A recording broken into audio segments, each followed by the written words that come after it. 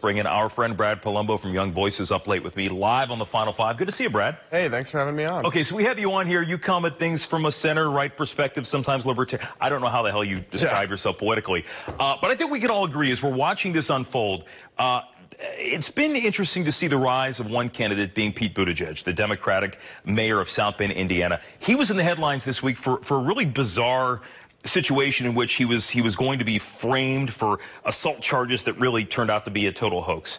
But I think it speaks to the fact that this is a guy who has captured the attention of a lot of people. Why do you think that people look at him and they like him so far?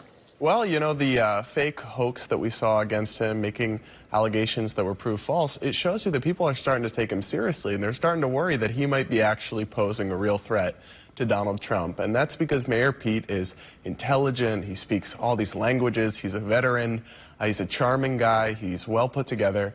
And so he's got something there, and he's got a kind of moderation and tone that people really like. So people are starting to take him seriously as a 2020 candidate.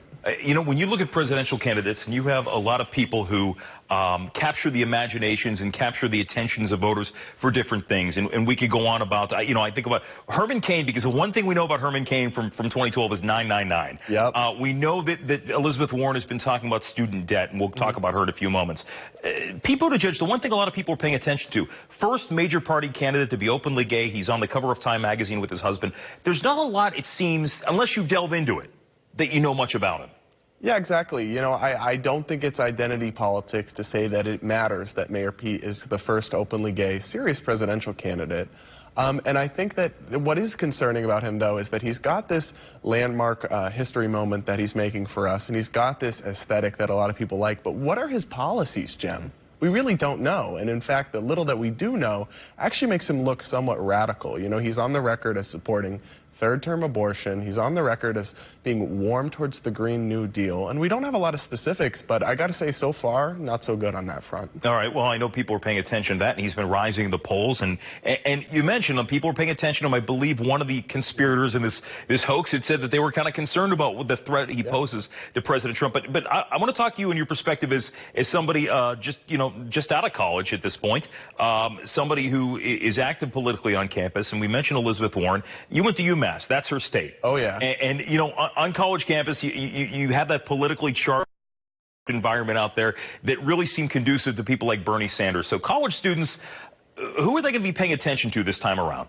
Well, you know, most college students that I know that lean left are in the cult of Bernie, and they're not going anywhere. So yes, it's UMass, and yes, they lean left, and yes, Elizabeth Warren is our senator, but most of them are still on the Bernie train. You know, he's got his 25%, his 30%, and they're not going anywhere. So, you know, Jim, I don't see a lot of room in the Democratic primary for Bernie-esque candidates like Warren, who aren't actually Senator Sanders. Well, and I think about last time around when Bernie Sanders, when everything came out with the DNC and what they were, the strings they were pulling last time around. And then candidate Trump came out and told Bernie Sanders supporters, you know, we embrace you into our movement. And at first I thought, you couldn't think of two people more different policy-wise than Bernie Sanders and President Trump, but they both have this transformational effect on people who like them and who follow them. Yeah, you know, they are cut from the same cloth in a few ways, even though they're on opposite sides of the spectrum. They both kind of have this white working class appeal where they're railing against the elites, and they're whether or not they do it is one thing, but they're both promising to stand for kind of the common man. So I think there is some crossover there, and I think what you're going to see that's really interesting is actually Trump is bashing Bernie, right, saying he doesn't want Bernie to be the nominee. It would be easy. That makes me think he might be a little scared of Bernie after all. And especially, too, when you look at the two of the frontrunners of the Democrat field, are the two oldest ones in Joe Biden and Bernie Sanders. Almost out of time here, but I want to talk, I mentioned about libertarianism here.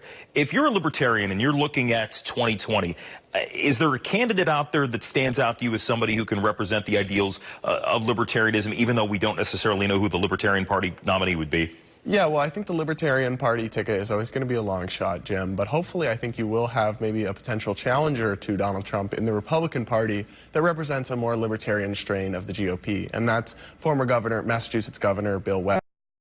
He was the Libertarian vice president candidate in 2016, and now he's running to challenge Trump. So hopefully he'll inject those ideas into the debate this season. Which really, that's what it's all about, because going up against any incumbent president, let alone Donald Trump, who the GOP loves, that's a kamikaze mission.